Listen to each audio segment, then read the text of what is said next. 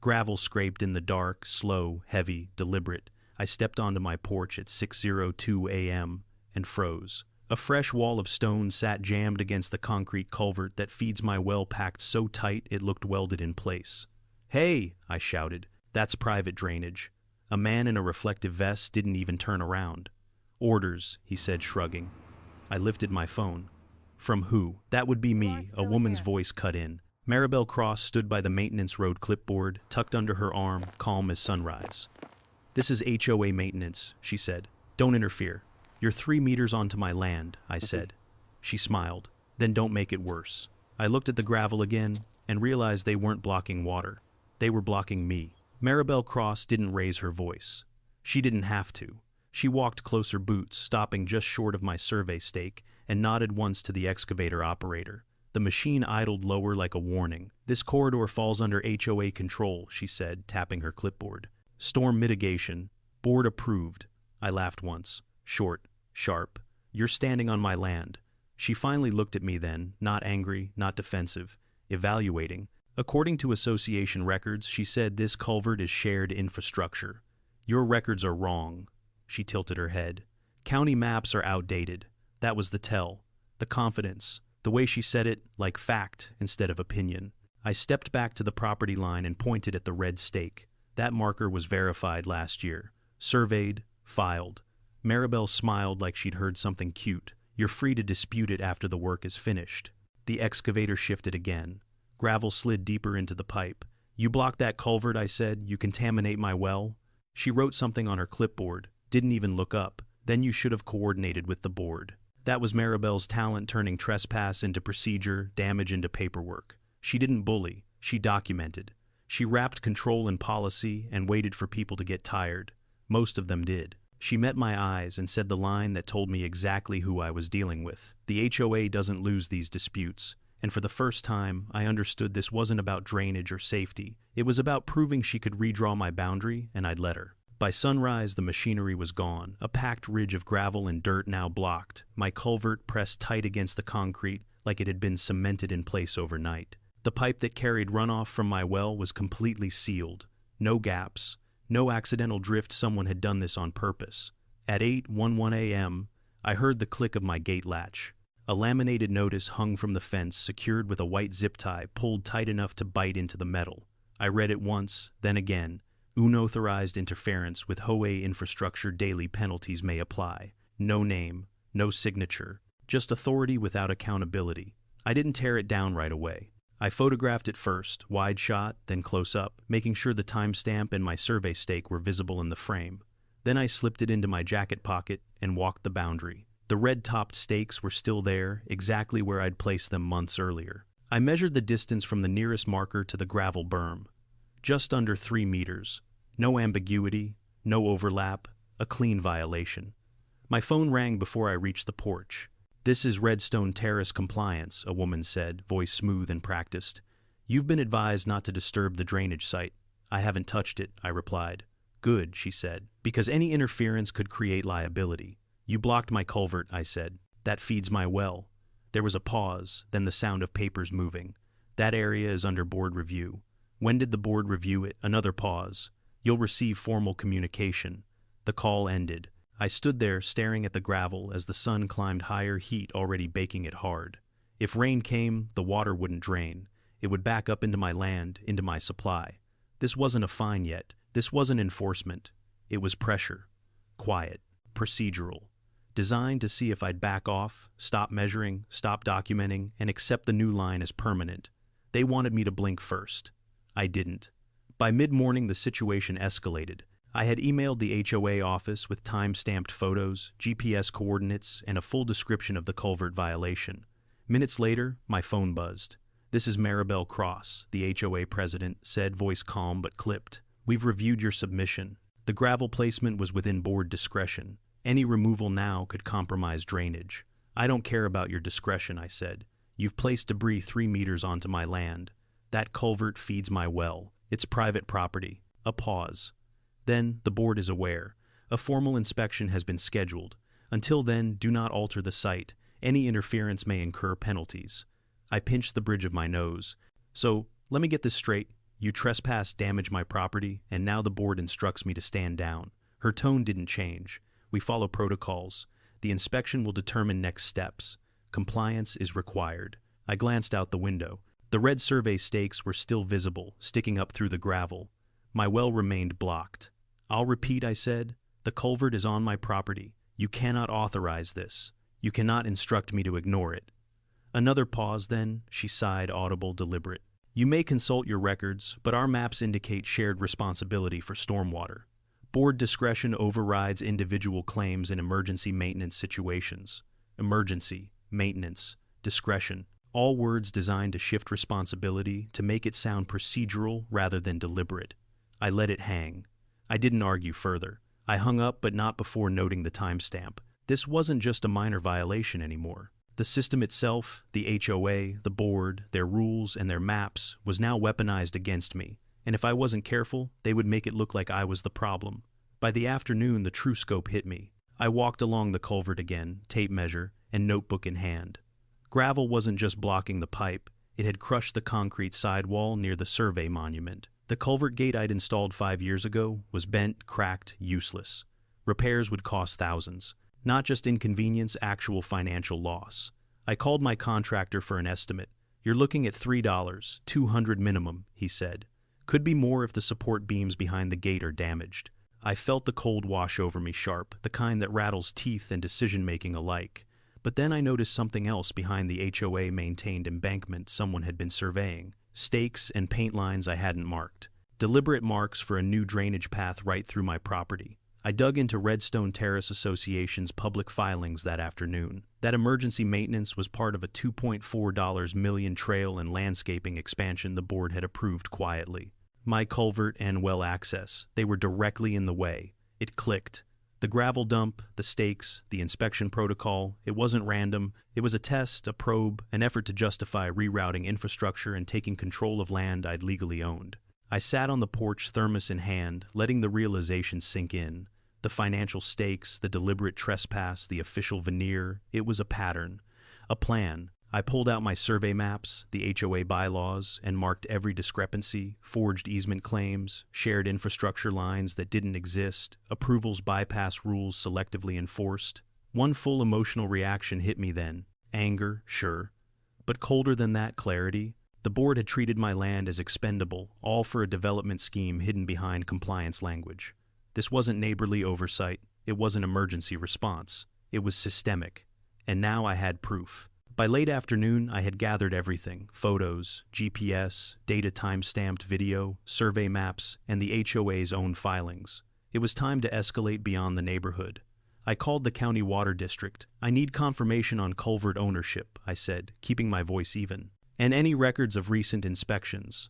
A clerk put me on hold for a few minutes. When she returned, her tone was cautious. According to our records, the culvert and surrounding easement are private property.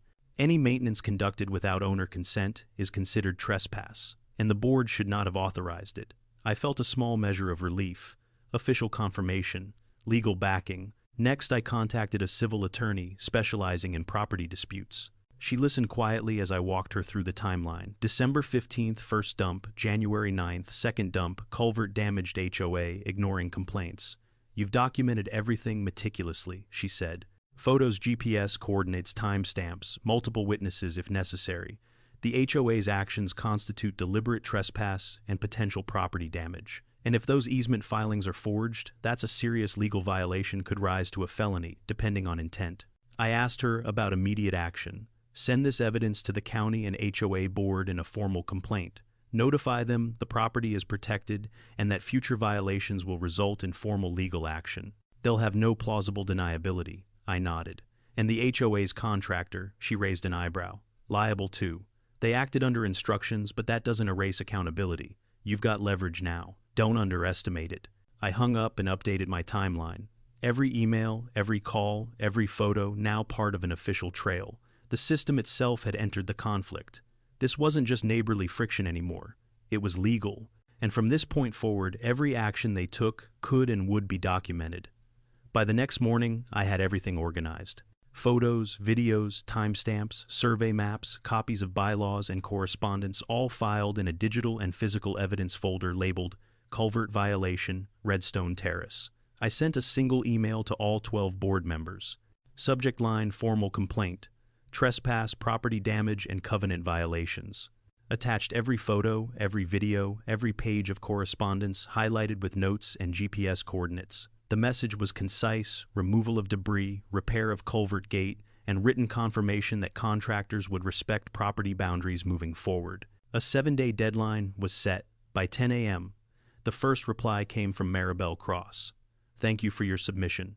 The board will review this during the next monthly meeting. Please refrain from further interference. I stared at the screen. Monthly meeting, 3 weeks away. That wasn't a response. That was a stall. I called my attorney. They're ignoring the timeline using procedure as a shield, I said. You've reached the point of no return, she replied. They've forced your hand. Any future violation they attempt will be clearly documented. You have leverage. Don't hesitate. I spent the afternoon checking my cameras. Angles perfect. License plate visible. Survey markers in frame. Every inch recorded. That evening, I went back to the culvert. The gravel mound glinted under the desert sunset, a silent monument to disregard. I planted an additional stake at the exact edge of the legal boundary, wrapped it with reflective tape, and documented it. As I stepped back, my phone buzzed. A neighbor forwarded a local community post screenshots of my complaint email, photos, and commentary. Already people were noticing. Discussion was spreading. The board would know everyone was watching. Maribel had cornered herself. She hadn't realized the consequence of their repeated actions. The system, my documentation, and the public eye were all aligned. I sipped my coffee and stared at the culvert. The next move wasn't mine, but it would be decisive. The Redstone Terrace conference room was buzzing when I arrived. Folding chairs filled quickly, neighbors whispering, eyes darting toward the long table at the front. The fluorescent lights reflected off the laminated agenda sheets, but I barely noticed. My focus was on the folders I carried, each one heavy with evidence meticulously organized. Every photo, every video, every timestamp document had its place. Maribel Cross sat at the center of the front table, clipboard in hand, flanked by 4 board members. Her smile was practiced calm, but her fingers tapped an edge of the table almost imperceptibly. I stepped forward and set my folders down, turning to face the room. I'm here to present evidence of repeated trespass and deliberate property damage, I said, keeping my tone even controlled. A hush fell over the room. I connected my laptop to the projector and pressed play. 3 camera angles showed the same story: the excavator pushing gravel across my culvert, the driver glancing deliberately at my property, the timestamp, and GPS coordinates in every frame. The crushed culvert gate was visible in the video, and my red-topped survey stakes punctuated the violation. A board member spoke up, voice tentative. That could be misinterpreted, I raised my hand. There is no misinterpretation. My stakes, the damaged culvert, the timestamps, 2 separate incidents, all documented, and every formal complaint submitted to this board was ignored. I am requesting immediate remediation, repair of the culvert, and a written acknowledgement of the violations. The murmurs spread through the audience. Neighbors exchanged glances. Maribel's jaw tightened, a flicker of uncertainty passing over her controlled facade. For the first time, the weight of accountability pressed down on her. I clicked to the next folder and laid it out for everyone to see. Printed emails, certified letters, internal HOA memos, all carefully organized in chronological order. Each one told the same story: complaints ignored, template responses sent, and repeated violations of my property rights. I could feel the room lean in, neighbors shifting in their folding chairs as they tried to take it all in. This isn't opinion, I said, voice steady but firm. This is documented fact. December 15th first dump, January 9th second dump, both captured on video. Both ignored despite formal complaints filed in full compliance with covenant timelines. I projected wide-angle shots of the culvert crushed beneath the gravel, the red survey stakes marking my boundary, and the tire tracks cutting a straight line from the HOA maintenance road into my land. Whispers rippled through the audience. I held up a county water district confirmation letter. This culvert is private property. Any maintenance performed without owner consent is trespass. Yet your contractor deliberately dumped debris twice. And the covenant you swore to uphold, ignored completely. Then the final piece, a notarized easement filing forged to suggest shared access, directly contradicting county records. I highlighted the discrepancies, showing dates, signatures, and annotations. Maribel's hand twitched toward her notes, but the tension in the room made her hesitate. Every neighbor now understood this wasn't an accident. It wasn't oversight. It was deliberate.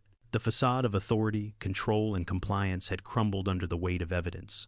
The room was silent, and I knew the board could no longer ignore the truth. Maribel's face tightened as I stepped back from the evidence table. The murmurs from the neighbors had grown into quiet, tense conversation. She cleared her throat, trying to regain control, but her usual calm authority was cracking. We believe this may be a misunderstanding," she said, voice pitched higher than normal. "Our contractor," I held up a hand. "There is no misunderstanding. The culvert, the stakes, the videos, the forged filing, all clear. 2 deliberate violations. And your office ignored formal complaints. Every documented fact points to willful trespass and negligence." Her eyes flicked to the room. The neighbors were watching, their faces sharp with disbelief. One man stood and read aloud the covenant sections she had chosen to ignore. Others nodded, whispering among themselves, pointing to photos projected on the wall. Maribel swallowed hard. We will review the situation, not later." Now I interrupted. "Immediate remediation, written acknowledgement, and policy change. You have no choice." Her jaw tightened, and she finally slumped into her chair. The board members around her shifted uncomfortably. The power she wielded for years, rules, letters, intimidation, had evaporated in 90 seconds of evidence. By the end of the meeting, 2 board members had already signaled their resignation. Maribel's control was gone. The HOA's authority had collapsed under the proof I had meticulously gathered. Neighbors whispered, nodding, taking in the magnitude the system had failed, and I had made it answer. The room emptied, but the shift lingered in the air. I stepped onto my driveway, cold coffee in hand, and watched neighbors gather in small groups, whispering, pointing toward the culvert and the cleared gravel pile. Faces I recognized, or thought I did, wore expressions I hadn't seen before: surprise, relief, a touch of admiration. Some nodded, silent acknowledgement of what had just happened. Others shook their heads, still processing. Mrs. Holloway arrived shortly after, walking briskly up the street. "You did what the rest of us wanted to do," she said quietly, her tone urgent but warm. "We didn't have the courage. You stood your ground." I shook my head. "It wasn't courage," I said. "It was about following the rules, documenting violations, and making sure they couldn't ignore the facts." By midday, more neighbors stopped by, some with coffee, others with small notes or friendly words of thanks. They shared stories of similar HOA infractions: snow dumped across lawns, minor encroachments, ignored, complaints, dismissed. For the first time, people were speaking up, connecting the dots. I walked the boundary along the culvert one last time. The gravel ridge was gone, the pipe clear, and my property line restored. The neighborhood felt different now, not just quieter, but alert, aware, and attentive. Boundaries were being watched. I took a slow sip of coffee, letting the relief finally settle through me. By early afternoon, the formal outcomes began arriving. Certified letters confirmed the culvert repairs would be completed at HOA expense. The board issued a written acknowledgement of the violations, citing both the December 15th and January 9th incidents, and committing to enforce covenant rules consistently moving forward. I received documentation that the contractor responsible for the gravel dump had been held accountable, training on property boundaries, liability clauses reinforced, and a formal reprimand filed in their corporate records. Any future violations would trigger immediate corrective action. The HOA's insurance also approved compensation for the damage to my culvert gate, covering the full $3,200 repair cost.